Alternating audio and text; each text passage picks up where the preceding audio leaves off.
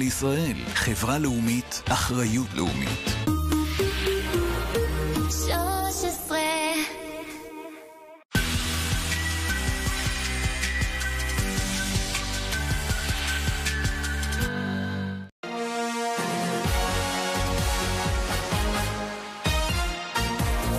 שלום לכם וערב טוב, כתבי חדשות 13 עם כותרות המהדורה המרכזית הערב. כטב"ם של שיגור החות'ים מתפוצץ היום בנמל התעופה רמון שליד אילת וגרם לנזק באולם הנוסעים. 2 ישראלים נפצעו קל. בצה"ל חוקרים איך הכטב"ם הצליח לחדור. בינתיים תנועת המטוסים בשדה כבר התחדשה. מיד כל העדכונים משדה התעופה. אומייגאד!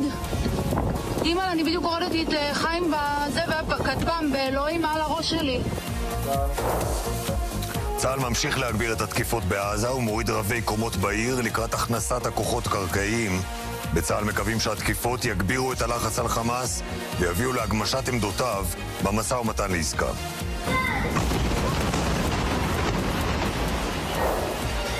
באופן חריג, שר הביטחון כץ ממנה הערב את ניצב בדימוס יורם הלוי מהמשטרה לתפקיד מתאם פעולות הממשלה בשטחים. במקביל, שר הביטחון כץ פוסל לרמטכ"ל אייל זמיר 2 מינויים של תתי אלופים בשל חלקם האפשרי באירועי 7 באוקטובר. ההסכם בין ישראל למולדובה על הטיסות לאומן תקוע. אם עד מחר הכסף לא יעבור לשם, ספק אם עשרות אלפי המאמינים יוכלו לעבור דרכם לאוקראינה. מקור בכיר אומר לנו, מולדובה מנסה לסחוט אותנו. השאלה, אם ישראל תיכנע.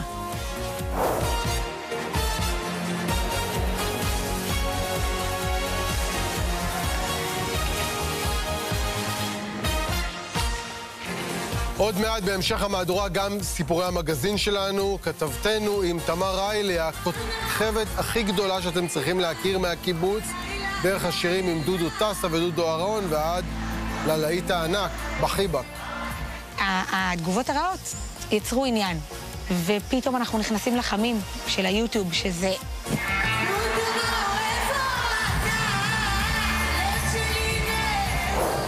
מיד הסיפור הזה, וגם מיד בשידור חי ליקוי הירח המלא והנדיר שייצור את תופעת ירח דם בשמי ישראל בשעה הקרובה, לראשונה זה 7 שנים.